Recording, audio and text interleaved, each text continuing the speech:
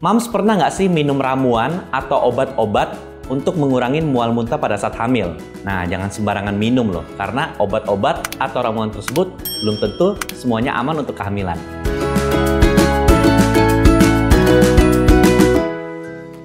Di dalam bowl ini udah ada beberapa pertanyaan seputar mual muntah di dalam kehamilan. Kita baca dari pertanyaan pertama. Apakah penyebab mual saat hamil? Jadi, wanita hamil itu terjadi perubahan hormonal di dalam badannya. Terjadi peningkatan hormon beta-HCG, di mana hormon HCG ini, Human Chorionic Gonadotropin ini, mempunyai efek pada lambung. Dan efeknya memang biasanya bikin lambung lebih sensitif, lebih mual. Kenapa sih bisa mual? Karena asam lambung itu makin banyak dan dia lama-lama naik ke leher. Dia mual. Begitu pula pada orang hamil. Nah, bedanya orang hamil ini memang karena hormon, mualnya itu menjadi lebih dominan. Biasanya orang hamil, terutama di trimester pertama, karena hormon kehamilan HCG itu yang meningkat itu, biasanya dia akan ada perasaan-perasaan mual, terutama di pagi hari. Kenapa mual di pagi hari? Karena biasanya orang pada umumnya itu malam tidur. Pada saat tidur itu kan kayak berpuasa, lambungnya kosong. Pada saat bangun pagi-pagi, asam lambung naik. Makanya agak terasa tidak enak di leher ya, karena asam atau gas dari lambung itu naik. Itu biasanya kita sebut dengan istilah morning sickness. Kita lanjut lagi ke pertanyaan berikutnya. Apakah semua ibu hamil akan mengalami gejala mual dan muntah? Nah, ini bagus nih. Tidak semua ibu hamil akan merasakan gejala mual atau bahkan muntah. Tetapi sebagian besar ibu hamil biasanya akan merasakan mual. Nah, mual ini ada yang ringan, ada yang berat. Yang ringan tuh biasanya ya cuma rasa kayak kurang nyaman, agak sedikit malas makan, bisa kadang-kadang mempengaruhi moodnya. Jadi agak, malas ngapa-ngapain, ya karena itu asam lambung. Tapi kalau yang berat, mual muntahnya makin tinggi, akhirnya dia muntah. Dari lambung ini terdorong makanan atau isi lambung keluar, makanya dia muntah. Tetapi harus diingat, tidak semua orang seperti itu, karena ada istilahnya hamil kebo, dalam tanda petik tentunya. Artinya apa? Hamil orang ini kuat gitu loh. Jadi dia nggak ada rasa apa-apa saya dok. Saya nggak ada mual sama sekali, apalagi muntah, nggak ada, biasa-biasa aja. Nah, itu kondisi hamil yang juga harus disyukuri. Jadi justru jangan takut ya.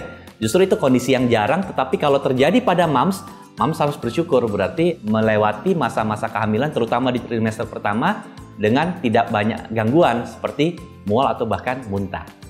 Kita lanjut pertanyaan yang berikutnya. Bagaimana cara mengatasi mual muntah saat hamil? Nah, sebenarnya cara-cara mengatasi mual muntah itu ada dua.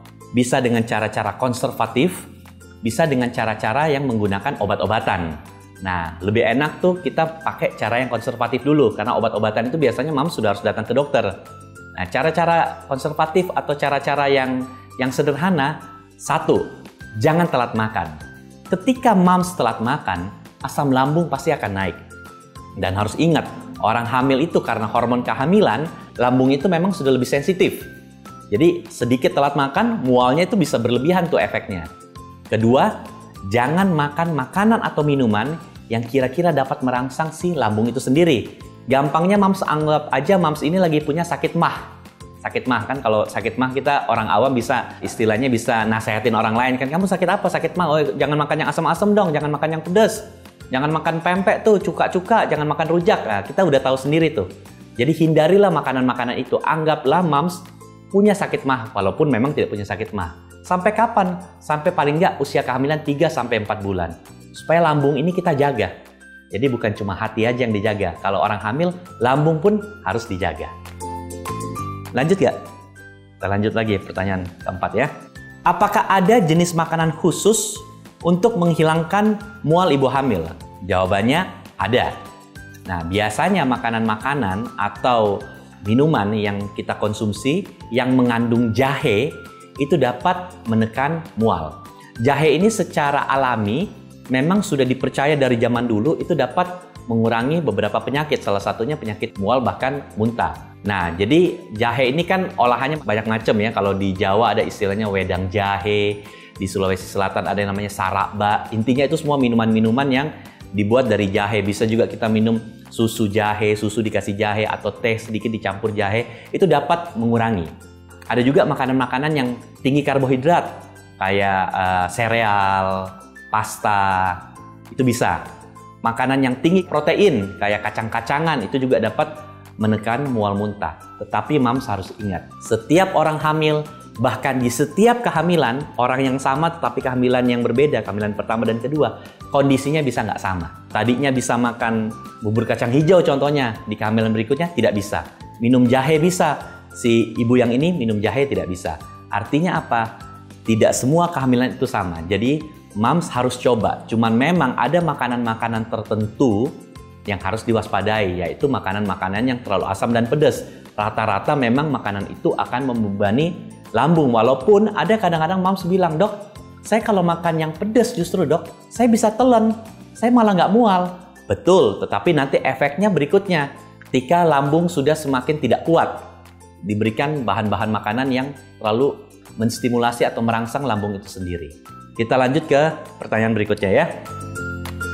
Bolehkah ibu hamil minum ramuan herbal atau tradisional untuk mengatasi mual muntah saat hamil?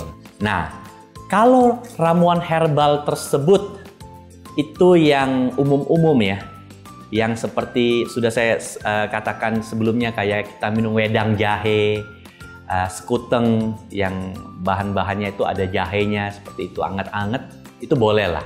Tetapi yang harus diwaspadai kalau minuman tradisional ini istilahnya disebut kayak jamu. Kita nggak tahu jelasnya apa campurannya di dalam. Itu sebaiknya harus ditanyakan sama dokter. Jadi umpamanya Mams dikasih ramuan jamu nih, batang serai, daun serai, atau jahe, macam-macam lah. Ada baiknya Mams tanya sama dokter dulu. Kira-kira dengan komposisi ini boleh nggak saya minum? Tetapi kalau yang umum-umum, Mams minum susu jahe, wedang jahe, seperti yang tadi saya bilang kalau di Sulawesi itu istilahnya saraba, itu boleh-boleh aja, silahkan. Asalkan jahenya jangan juga terlalu panas. Karena kalau jahe yang terlalu panas dan terlalu banyak, kadang-kadang juga itu tidak baik. Jadi selama diminum dalam ukuran yang normal, silahkan aja. Kita lanjut ke pertanyaan berikutnya ya. Apa dampak mual pada kesehatan ibu dan janin? Nah, jadi gini. Mual muntah ini, atau mual lah ya, itu tidak boleh dianggap enteng. Karena apa? Mual ini bisa semakin naik nih eskalasinya. Jadi semakin mual, akhirnya muntah. Muntah, nggak ada yang bisa masuk di mulut. Karena muntahnya orang hamil nih rada beda nih. Kalau kayak saya nih, umumnya muntah, habis itu lega. Kalau orang hamil habis muntah, biasanya itu nggak tuntas. Dia akan pengen mual lagi, muntah lagi, akhirnya dia lemes. Dia masuk ke dalam kondisi yang namanya hiperemesis gravidarum. Artinya mual muntah berlebihan pada saat hamil. Akhirnya apa? Obat pun nggak ada yang bisa masuk. Obat dari mulut ya, oral. Ujung-ujungnya dia harus ke rumah sakit, dirawat. Segala macam obat, sumber cairan dan segala macam masuk lewat cairan infus. Nah, di zaman pandemi seperti sekarang ini, memang agak ribet nih untuk rawat inap di rumah sakit. Kita harus screening COVID, belum tentu kamarnya ada, makanya hindarilah mual muntah yang berlebihan ini dengan jangan salah makan. Nah, kalau Mams muntah, tidak ada yang bisa masuk. Selain Mams lemes, si dedek janin juga susah untuk mendapat makanan. Karena apa yang dimakan ibunya, itulah yang akan sampai ke janin tersebut. Oke, kita masuk ke pertanyaan berikutnya ya. Kapan biasanya gejala atau keluhan mual akan berakhir? Nah, biasanya tuh Mams tuh kalau datang ke dokter udah mual-mual, udah lemes. Bahkan istri saya juga seperti itu, pasti akan ngomong, "Dok, sampai kapan sih kayak begini dok? Saya udah nggak kuat." Biasanya jawabannya kita bilang, "Mams atau Bu, sabar. Biasanya menginjak kehamilan 3 bulan, kadar hormon kehamilan sudah mulai makin stabil, mual muntah pun sudah mulai akan berangsur-angsur berkurang." Jadi antara 3 sampai 4 bulan. Jadi kalau di sini ada Mams yang lagi hamil 2 bulan mual muntah, sabar. Tahan makan yang asam-asam atau pedas-pedas. Jangan telat makan. Bersabar karena mudah-mudahan menginjak 3 bulan biasanya mual muntahnya akan membaik. Walaupun ada kasus per kasus yang mual muntah itu berkepanjangan. Dia bisa bahkan mau sampai melahirkan. Cuman bedanya biasanya mual muntah setelah trimester pertama tidak seaktif di trimester pertama. Kita lanjut ke pertanyaan terakhir. Kapan ibu hamil harus ke dokter terkait keluhan mual dan muntah ini? Jadi prinsipnya begini, selama mual dan muntah itu ringan itu dalam artian moms masih bisa makan, masih bisa minum, walaupun nanti sesekali muntah juga kurang lebih 2-3 kali per hari, itu masih nggak perlu ke dokter. Yang penting tetap jangan telat makan, jangan makan makanan yang pedas atau asam. Tetapi jika sudah tidak ada lagi yang bisa masuk dari mulut, hingga minum air putih pun muntah, saat itulah moms harus ke dokter, moms harus diberikan obat, bahkan barangkali moms harus diberikan obat melalui infus. Karena apa? Karena lambung harus diistirahatkan. Oke moms, tadi udah kita bacakan dan jawab pertanyaan-pertanyaan yang sering ditanyakan yang sudah masuk terhadap kaitannya mual muntah di dalam kehamilan. Kalau moms di sini lagi hamil, 1, jangan terlambat makan. Walaupun moms nggak pengen makan nih, udah jam 12 siang, tetap makan. Mungkin nggak bisa banyak, nggak apa-apa, yang penting ada yang masuk. Terus kedua, jangan makan makanan atau minuman yang asam-asam atau bahkan yang pedes-pedes dulu deh. Paling nggak sampai kehamilan kurang lebih 3 bulan. Jadi itu semua dapat membantu meringankan beban lambung moms di rumah. Kalau moms suka dengan video ini, jangan lupa like, komen, dan share.